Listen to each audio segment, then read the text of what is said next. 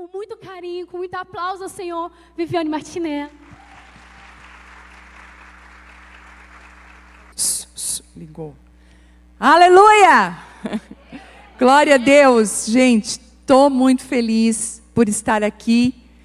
Realmente eu me convidei para estar aqui. A gente já vem conversando há muito tempo, a Mari me convidando, mas a gente não conseguia.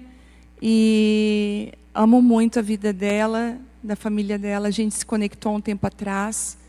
E foi um tempo que eu fiz uma oração. Eu falei, Senhor, não me deixa fazer agendas, mas me dá alianças. Não me deixa simplesmente cumprir uma agenda, mas me dá alianças no meio do caminho, me traz pessoas que têm o teu coração. Então eu posso dizer que eu tenho uma aliança com a Mari, com essa casa, e estou muito feliz de estar aqui hoje, vendo o que Deus está fazendo, né, aqui nos Estados Unidos. E muito feliz de você estar aqui a convite também hoje. A Mari falou sobre, você não veio aqui me ver ministrar, mas você veio ver aquilo que Deus está fazendo. E eu posso me lembrar de Lázaro. Quando o Senhor ressuscita Lázaro, a Bíblia diz que as pessoas iam ver Jesus e a Lázaro, que ele tinha ressuscitado. E é por isso que os fariseus na época não queriam matar só Jesus, eles também tinham planos de também matar Lázaro, porque Lázaro não precisava falar nada. Lázaro, dá um testemunho. Lázaro aparecia, ele era o testemunho vivo daquilo que Deus tinha feito. Então eu posso dizer que eu sou um Lázaro, que o Senhor me ressuscitou.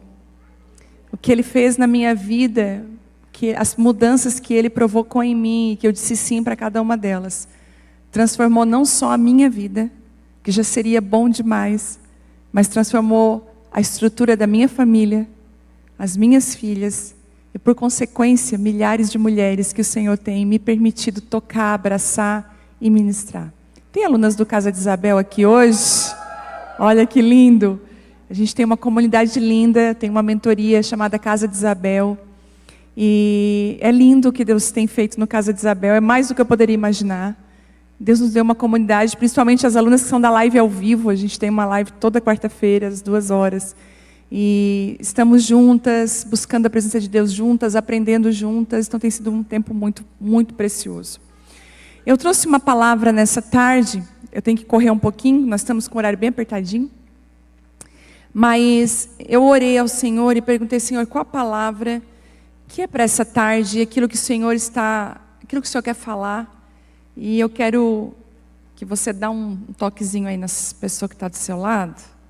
Você não pode pegar essa cultura muito de não encostar, tá, gente? A gente é brasileiro, não esquece. Dá uma tocadinha e fala assim, ó, não é tarde demais. Eu vim hoje aqui ressuscitar Lázaro. Eu vim hoje aqui trazer à luz aquilo que está adormecido. E por uma palavra você vai ressuscitar, mas escute, vai existir um processo de desenfaixar. Que esse processo leva tempo, não desista. Mas eu vim aqui ressuscitar sonhos, ressuscitar histórias e palavras. Eu carrego essa unção dentro de mim, que é uma arma poderosa de fazer as mulheres ressuscitarem outra vez para aquilo que Deus tem para a vida delas. Inclusive, Mari, esse culto hoje aqui é um Lázaro ressuscitando, nesse formato. E eu profetizo que nós veremos aqui em Tampa o que Deus vai fazer com mulheres. Vejo um potencial muito grande sobre a tua vida, uma unção. Mas a unção ela só vem depois do esmagamento. E às vezes Deus precisa nos esmagar para a unção sair. Então não fuja dos esmagamentos de Deus para a sua vida. Sabe, não fuja, não tente escapar da prensa do Senhor. Porque a prensa vem para nos esmagar e produzir o óleo e o azeite. Um dia tudo que você está vivendo vai virar um grande testemunho. E pessoas vão novamente acreditar porque viram você, viram a sua vida. E não vai ser mais só Jesus, mas você e Jesus. As pessoas vão querer ver o Lázaro ressuscitado. Assuma a sua missão. Não é mais tempo de fugir. Existe um peso de grande responsabilidade que o Senhor tem chamado eu e você. Gente, eu estou me sentindo tão distante. Eu posso botar um pouquinho mais para cá? Alguém pode me ajudar? Eu vou segurar o copo. Só bota um pouquinho para frente, peraí. Eu seguro. Vai. Pronto. O negócio é estar perto. Melhorou muito. Está ótimo. Assuma sua missão, não fuja. Eu sei que dá vontade de fugir, mas eu quero te lembrar que o que te trouxe até aqui não é mais suficiente para te levar adiante. O alimento que te trouxe até aqui não é mais suficiente para levar você adiante. Aquilo que te trouxe até aqui não é mais suficiente para aquilo que você precisa levar e viver. É por isso que Deus está num tempo de você de espera. Muitas mulheres estão aqui no momento de espera. Parece que paralisou. Senhor, eu não vou para frente, eu não vou para trás. Não sei o que está acontecendo. E o céu está falando, você só precisa entender o que eu estou fazendo. Então Deus está falando para você assim, ó, você precisa entender o que eu estou fazendo na sua vida para que você possa avançar. Para que você não desista. E mudanças são dolorosas. Rompimentos são dolorosos. Deixar a zona de conforto é difícil. Mas chegou um tempo de decisão. E todas essas coisas dentro do propósito de Deus são necessárias. Então não dá mais para fugir da dor. A gente precisa encarar um novo tempo de Deus na nossa vida. E vou te dar um conselho. Quando você está ferida, não se apresse em fazer alianças. Cuidado. Se você chegou até aqui machucado e ferida, não se apresse em dizer sim, em fazer alianças, não se apresse, espere. Espere a cura do alto tocar você, ressuscitar áreas da sua vida para você continuar adiante. Em dias de guerra, a gente não pode se distrair. E nós estamos vivendo dias de guerra, como nunca antes. E eu vou te dizer uma coisa. Outro dia eu estava vendo aquela série da Rainha Elizabeth, alguém já viu? A Coroa. E eu aprendi muito com ela nessa série, eu assisti essa série inteira. Eu detesto assistir filmes e séries. Não me prende, mas quando é história, quando é algo assim, eu disse, não, eu vou assistir até o fim. E eu tive a honra de ir lá no castelo de Windsor e conhecer a história, mas ela como monarca me ensinou muito. Eu aprendi muito naquela série. Se você não viu, eu indico para você assistir essa série, é muito importante. E uma hora, ela está numa situação muito difícil, numa decisão muito difícil, dentro do reinado dela, numa liderança. E ela diz assim, não dizer nada, não falar nada, às vezes é o trabalho mais difícil. Existe uma energia enorme empregada em sermos imparciais. Ser imparcial não é natural. E às vezes, nós nos calarmos diante daquilo que Deus está fazendo e aquilo que nós precisamos fazer nesse tempo. Principalmente quando nós não sabemos o que fazer. Não se movimente, não diga nada. E às vezes, pedir ajuda é um ato de coragem. E talvez você chegou aqui com essa frase no seu coração. É tarde demais para mim. Mas o lembrete de Deus para você que veio até aqui com esse convite não é tarde demais. Não é tarde demais para você viver coisas em Deus. Eu tenho 48 anos e eu vou fazer 49 anos em outubro. Eu estou com um pé nos 50. Quase lá. E quando eu fiz 40 anos, eu repensei muito a minha vida. Nossa, eu achei que eu estava assim, entrando Quando eu fiz 40, eu entrei numa crise. Eu falei, meu Deus, 40 anos, estou na metade da minha vida praticamente, o que eu fiz até agora. Né? E comecei a mudar muitas coisas. E agora, nesse tempo, eu tenho dito para mim mesma, Viviane, não é tarde demais. Não é tarde demais para viver algumas coisas que você ainda não viveu. Não importa a sua idade, se você está começando agora, não importa quantos anos você tem, não é tarde demais. E eu queria muito que você abrisse em Jonas comigo. E deixa eu achar Jonas aqui.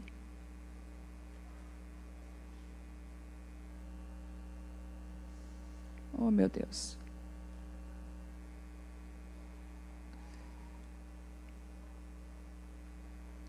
Oh, Senhor Jesus, espera aí. Jonas é um livro pequenininho, ele passa tão desapercebido.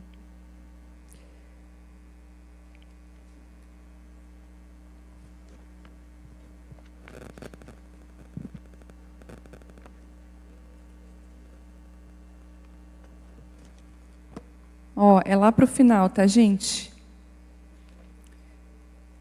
É perto de Miqueias. Eu não sei se te ajuda, mas é lá no final do Antigo Testamento. Jonas. Vamos lá.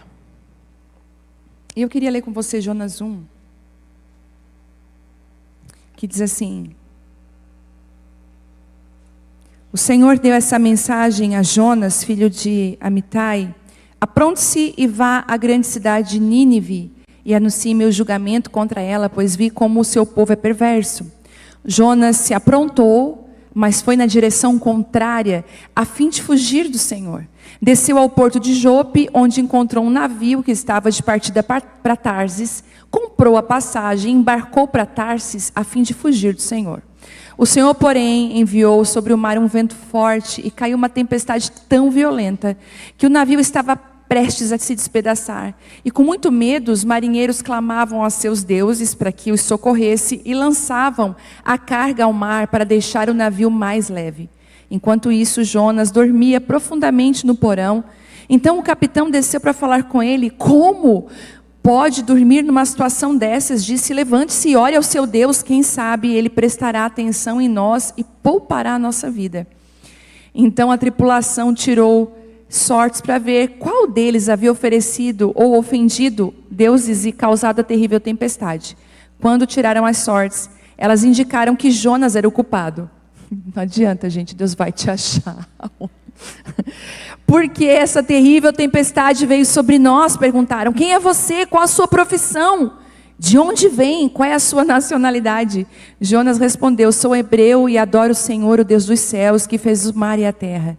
E os marinheiros ficaram apavorados quando ouviram isso, pois Jonas já havia lhes contado que estava fugindo do Senhor. Por que fez uma coisa dessa? Disseram. E visto que a tempestade piorava cada vez mais, perguntaram-lhe: o que devemos fazer com você para que a tempestade se acalme? Jonas respondeu: jogue-me ao mar e ele voltará a ficar calmo. Eu sei que essa terrível tempestade é culpa minha. Em vez disso, os marinheiros remaram ainda com mais força para levar a embarcação à terra, mas não conseguiram, pois o mar tempestuoso havia se tornado muito violento. Então clamaram ao Senhor e disseram: ó Senhor, não nos deixe morrer por causa deste homem, e não nos responsabilizes pela morte dele. Ó Senhor, tu sabes os motivos por que enviaste a tempestade sobre ele. Depois os marinheiros pegaram Jonas e o lançaram ao mar. No mesmo instante, a furiosa tempestade se aquietou. Espantados com o grande poder do Senhor, os marinheiros lhe ofereceram um sacrifício e afirmaram compromisso a servi-lo. Olha o que Jonas faz. O Senhor fez um grande peixe engolisse Jonas, e Jonas ficou dentro do peixe por 3 dias e 3 noites. Até aqui. A gente conhece quem é crente aqui de infância, desde pequenininha. Você conhece essa história de cabo a rabo, né? Eu lembro que eu sou neta de pastores, então as minhas tias eram professoras da escola das crianças, e eu já pintei vários Jonas dentro do peixe, várias e diversas vezes. Mas o que eu quero trazer hoje é que não é tarde demais para você cumprir a sua missão, não é tarde demais para você abraçar o seu propósito, ainda que você tenha escolhido o caminho errado. Não sei se você já percebeu, mas a gente tem uma grande probabilidade de só se conectar com os personagens bíblicos que acertaram na vida. A gente nunca é Saul, sempre Davi. A gente nunca é o Golias. A gente nunca somos esses personagens, porque a gente sempre quer dizer: não, a gente está certo. Mas eu acredito que a nossa mudança começa quando a gente reconhece que a gente precisa de mudança, que a gente está errado e a gente precisa de conserto. Não existe mudança sem reconhecimento. Às vezes as pessoas perguntam para mim: pastora, fulano pode mudar? Se ele reconhecer, ele pode. Se ele se vê de verdade, ele pode mudar. E eu queria deixar algumas lições sobre a vida de Jonas para nós. E a primeira delas é: você pode ouvir a voz de Deus e mesmo assim não obedecê-lo. É possível ouvir a voz de Deus e mesmo assim não obedecê-lo. Não pense que ouvir a voz de Deus é o suficiente. Eu sempre abro uma caixinha de perguntas, às vezes lá no meu Instagram, e é incrível como é o número 1 de todas as perguntas: pastora, como ouvir a voz de Deus? E em seguida, a pergunta mais perguntada: como tomar uma decisão correta? Como que eu sei que é a vontade de Deus? Como que eu posso discernir se aquela voz não é a voz do meu coração? Né? A gente hoje está num momento que nós estamos assim meio que perdendo um pouco o temor de falar, Deus me disse. Tudo é Deus me falou. E geralmente isso é usado muitas vezes para a vontade da nossa carne. Entende? Você pode dizer que Deus nunca vai falar coisas tipo assim, a pessoa doa todas as tuas coisas. Deus não fala isso para as pessoas. Né? Mas as pessoas estão usando Deus me disse para falar coisas que Deus nunca falou. Agora, como ouvir a voz de Deus? E é algo que eu sempre digo, é que a Bíblia fala assim, que as minhas ovelhas conhecem a minha voz. Elas sabem. Por quê? Porque elas são ovelhas do pastor, Jesus.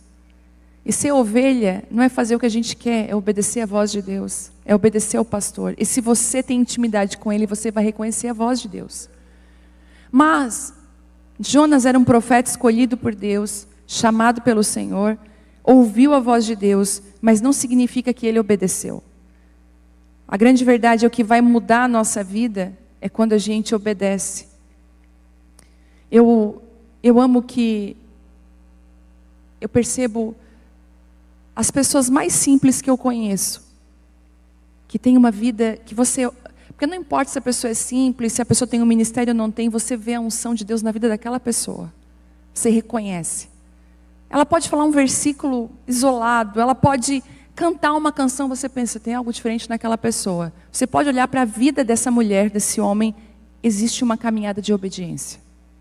A obediência é a chave da nossa vida com Deus. Não adianta a gente vir no culto e a gente ouvir a voz de Deus, se a gente não obedece à voz. A Bíblia fala, clara, que é como um homem que construiu a sua casa sobre a areia. E na minha tradução fala, é como alguém que constrói uma casa sem fundamento.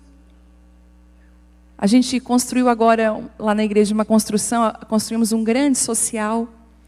E gastamos muito tempo e recursos no fundamento. E quando você está construindo o fundamento, parece que a obra não anda. O dinheiro parece estar indo todo ali e a obra não anda porque é concreto para baixo da terra, é ferro que é caro para baixo da terra. Tem que investir tempo em fundamento. E sabe o que o fundamento significa? Praticar a palavra. Porque a Bíblia diz que aquele que pratica é como o homem que construiu sobre a rocha. Quem pratica a palavra, eu vou falar isso para vocês. Às vezes a sua prática não vai aparecer. Quando você paga o imposto corretamente, as pessoas às vezes não sabem disso. Quando você trata com o mesmo carinho a pessoa que está no lugar de destaque como porteiro de um prédio. Isso é fundamento. Parar para construir o fundamento. Gente, e construir fundamento, quem aqui já construiu uma casa sabe do que eu estou falando. Parece que a gente está perdendo tempo. Mas o fundamento ele fica o quê? Escondido, mas ele sustenta aquilo que é público. É por isso que tem pessoas que quando vão ao público caem porque não tem estrutura para suportar. Quem está comigo? Então Deus ele vai investir aonde? No nosso fundamento. Ele vai dizer para a gente assim, ó, me obedeça, pratique. Então não dá para ter um evangelho, não dá para viver uma vida sem obediência. Ainda que você seja caluniada, escute, ainda que você seja, eu fico assim, quando às vezes as pessoas inventam algumas coisas ao meu respeito, eu fico feliz, porque elas estão inventando. Tem que inventar, tem que ir lá para o Fantástico Mundo de Bob, inventar. Eu ficaria triste, se aquilo fosse verdade, eu ia chorar. Eles estão me denunciando, porque isso é verdade. Não é verdade. Quando não é verdade, gente, existe uma paz que habita dentro de você, porque você obedece ao seu Deus, você tem integridade. Você fala, caça a minha vida, não vai achar nada. Sabe por quê? Porque existe uma integridade. Então eu creio que não adianta a gente ouvir Deus, vir no culto, sabe, ter título de crente, se quando olhar para a nossa vida, a gente não tem estrutura. Eu falei na última reunião de mulheres, o Senhor tem falado muito comigo sobre a videira e a treliça. Porque a treliça é o que sustenta a videira. Está aqui a Roberta que fala sobre temperamentos. Eu amo as palestras dela e tudo que ela fala no Instagram. Eu curto muito. Tem um livro dela, já li o teu livro maravilhoso. Até indico, ela está aqui. E é interessante que Eu falei que existe na Bíblia algumas árvores que para mim representam as mulheres, e no livro Mulheres Enraizadas eu falei sobre isso. Tem a mulher oliveira, a mulher videira, a mulher figueira e a espinheiro, que aqui não tem nenhuma, que é a espinheira em nome de Jesus. Só que é engraçado que a figueira, ela tem a estrutura que sustenta ela, a oliveira tem a estrutura que sustenta ela, mas a videira, ela precisa de uma treliça. Eu gosto de dizer que são as sanguíneas. Sabe aquela pessoa que se ela não vai no rolê, não tem graça? Você tem aquela amiga que ela tem que ir na viagem. Ela é alegria, ela leva comida, ela é risada fácil, entendeu? Ela tá contigo para correr 5 km, como também comer um pastel de feira e tomar um caldo de cana. Ela é essa pessoa. E é maravilhoso. Ela é aquela pessoa que não faz muita conta. Vamos, ela muda de planos de última hora. E é por isso que a videira precisa de uma treliça, que não é para limitar, mas para dar estrutura. A videira, se você deixar ela no chão, o fruto é esmagado e se perde, ou ele dá mirrado. Ele precisa daquela altura que a treliça dá para ele. O que eu quero dizer com isso? Que a gente precisa de estrutura para viver aquilo que Deus está derramando, para frutificar. Tem fruto que vai pesar, que precisa de uma estrutura para segurar. Então não dá para caminhar sem estrutura. Você tem ouvido a voz de Deus? Obedeça. Quem já leu aquele livro, As 5 Linguagens do Amor? Maravilhoso, não é? Mas eu quero falar de uma 6ª linguagem, que é a linguagem do amor de Deus: obediência. A Bíblia fala lá em João: aquele que me ama, me obedece. Aquele que me ama canta: eu te amo, Senhor. Não. Aquele que me ama prega? Não. Aquele que me ama, obedece. É simples. Segundo, eu não sei se você sabe, mas para fugir de Deus você vai pagar um preço. Você paga para fugir. Jonas paga o ticket para Tarsis. Ele paga, ele gasta dinheiro dele para ir. Você vai precisar pagar um preço para fugir. Quantos estão fugindo da vontade de Deus porque descobriram que Deus é Deus e Ele faz o que quer? Você sabia que Deus é Deus e Ele faz o que quer? Você já deixou Deus ser Deus na sua casa? Você já deixou Deus ser Deus na sua vida? Tem gente que quer que Deus faça a sua vontade, não a vontade dele. Quando eu comecei a minha fé com Cristo, eu ainda não havia me convertido, eu só ia na igreja, eu era uma simpatizante, eu não sabia, eu achava Jesus legal, eu queria ser livrada de todo mal, eu queria ter todas as minhas doenças saradas, eu queria ser abençoada, mas eu não queria ter relacionamento com Deus. Então eu não deixava Deus ser Deus. Eu lembro que eu fazia aquela campanha de 7 terça-feira. Quem lembra dessa época? A gente vinha na frente receber a unção. E não podia faltar uma unção. Isso é mandinga pura. É querer, sabe? É não querer submeter ao processo e dizer: Deus, em 7 semanas eu te dou para te fazer o que eu quero. Às vezes Deus, pela misericórdia dele, ele respondia algumas dessas campanhas, porque Deus é misericordioso. Mas a grande verdade é que a gente tem dificuldade de submeter ao processo e permitir que Deus seja Deus. Você já se fez essa pergunta? Se vocês nunca se fez, eu vou hoje tirar um véu para você fazer. E se Deus não fizer o que eu quero, eu vou continuar amando e servindo? E se Ele não fizer do meu jeito, eu vou continuar o amando e servindo? É importante a gente se fazer essa pergunta, porque vai desmascarar muito do que a gente vive com Ele. Deixe Deus ser Deus. Jonas paga para fugir e a fuga tem um preço. Uma vida enrolada, uma vida estagnada, sem propósito muitas vezes, vem das fugas que nós mesmas financiamos. Às vezes, a palavra de Deus fala, não se livra só do pecado, mas do embaraço. Tem coisa, gente, que é embaraço. Deixa eu dar um adendo aqui para quem é imigrante nessa terra. Eu sei que você veio para cá, mas quando você veio para cá, se você deixou coisa mal resolvida no Brasil, aqui é bem provável, se aquilo que não foi resolvido no Brasil vem atrás de você, na sua mala. A falta do perdão, dívidas. Não vai acontecer um milagre e na fronteira vai tudo ficar perdoado, não existe isso. Até porque aquilo que nós plantamos, nós vamos colher, e Deus, Ele é muito justo. E é capaz de mudar só o personagem da mesma série que você vai começar a ver acontecer aqui de novo. Vocês já viram isso acontecer? Que só mudou o personagem. Aí você pensa assim, meu Deus, está acontecendo de novo a mesma coisa. Por quê? Não foi resolvido. Posso dar um conselho? Resolva a sua vida. Resolva o seu passado. Ah, tem que pedir perdão? Vai lá e resolve, perdoa. Está devendo? Paga.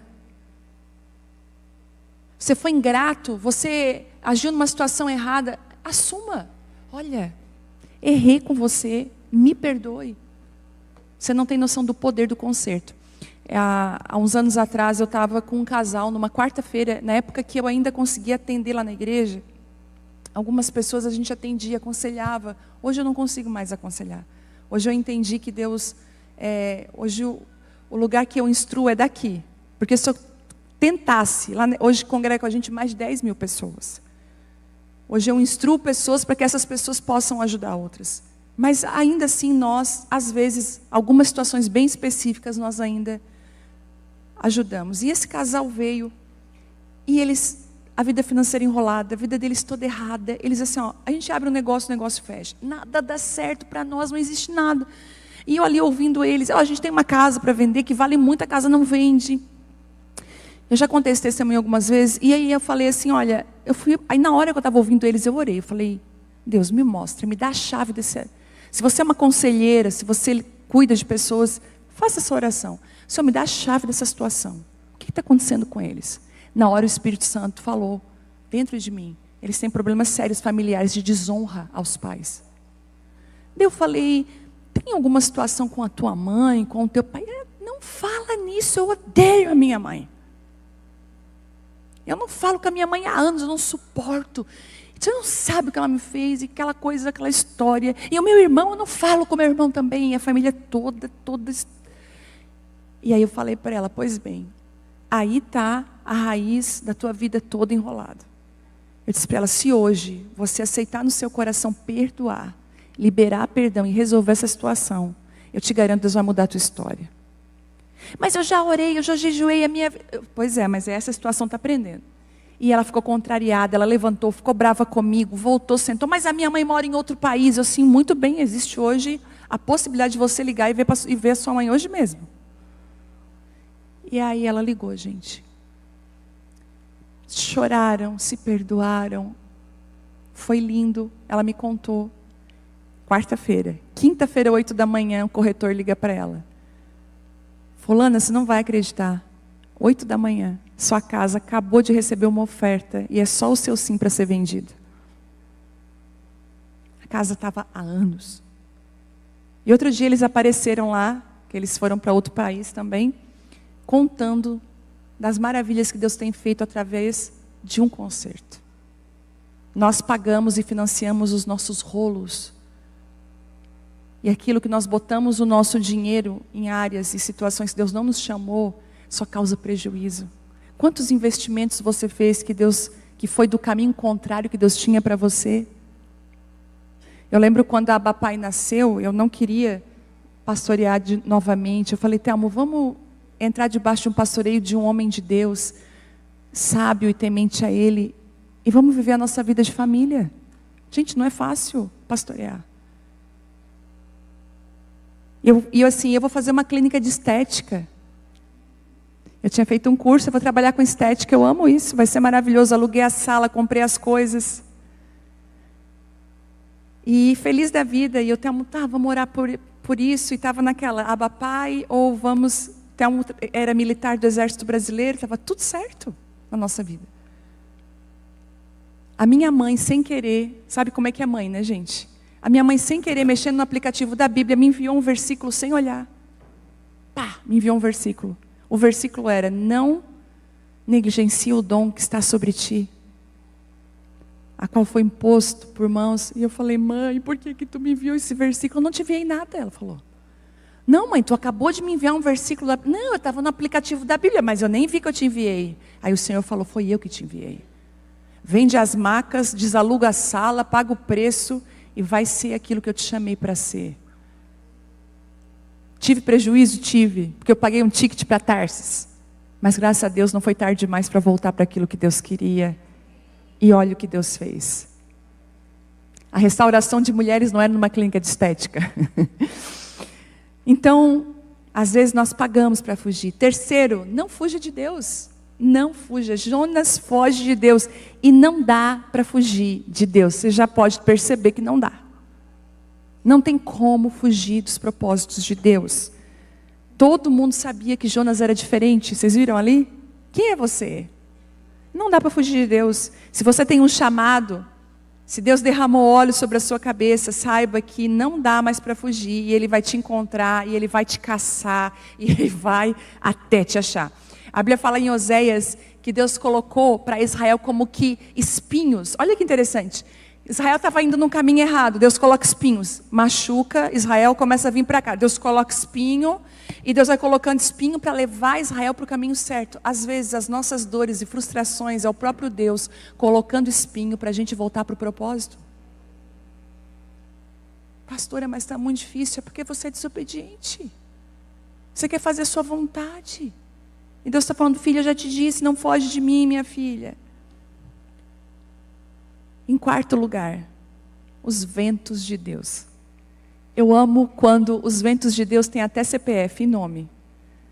Em Paulo, quando Paulo desce em Malta, o nome daquele vento é Euraquilão. E tem vento na nossa vida que tem até CPF, não tem? O Senhor lançou uma tempestade, um grande vento. A palavra lançar é como a ação de tirar uma arma e lançar. Tu imagina, Deus pega e lança uma tempestade. É como Deus pegasse uma arma realmente e lançasse para levar Jonas ao propósito novamente. Você está numa tempestade? Quem sabe Deus não lançou essa tempestade para você. E alguns ventos são caçados com as nossas próprias mãos. Tem vento que você caçou. Eu estou escrevendo um novo... Eu até trouxe hoje aqui o meu devocional, o laranja, e eu estou escrevendo do próximo ano, e eu peguei o livro de Provérbios. E é incrível que tem uma parte que fala assim, ó, quem planta vento colhe tempestade. Quem planta contenda vai colher desgraça para a sua vida. E aquele vento, a Bíblia não diz que toda dificuldade é em consequência do pecado. Mas em contrapartida, ela fala que no pecado a gente entra em dificuldades. Entra na tormenta. Mas se você volta para o propósito, a tormenta na hora para. Eu acho interessante que eles falam para ele, como você consegue dormir numa tempestade como essa? E eu posso dizer uma coisa para vocês, existem muitos dentro da igreja que dormem em tempestades. Que você seja despertada nessa tarde para viver o propósito de Deus. Os ventos de Deus são pedagógicos. Alguns ventos na nossa vida têm nome, sobrenome, CPF, mas são enviados pelo Senhor para nos lembrar e nos levar de volta ao propósito original. Vocês lembram de Jacó, o enganador? Onde foi parar após angariar o seu irmão? Na casa de Labão. Labão era 1000 vezes mais enganador que Jacó. Para todo Jacó, Deus tem um Labão. Para toda espertinha, Deus tem uma espertinha maior. Para levar de volta ao propósito. Às vezes é assim mesmo. Você é nervosinha, você estoura por qualquer coisa. E papapá, eu não levo desaforo para casa. E eu falo mesmo, pastor, eu tenho que dizer que a gente não é palhaço. E papapá, eu falo. Aí Deus te coloca do lado de uma amiga bem esquentadinha, 5 vezes mais que você. Aquela barraqueira que roda baiana, ela faz barraco por pouca coisa, você fica assim, ó, com ela. Né? Você passa vergonha, aí você pensa, meu Deus, você é muito feio, pois então. Aí Deus fala, se veja. Às vezes, a gente como Jacó precisa conhecer um Labão para que haja reconhecimento. Bom, às vezes, a nossa permanência em alguns lugares pode provocar tempestades porque estamos em desobediência. O problema não era o barco. O problema era a gente estar dentro do barco. O problema não é o teu trabalho. O problema não é o lugar que você está. O problema é que esse lugar muitas vezes não é o lugar que Deus quer que você esteja. E está a tempestade lá.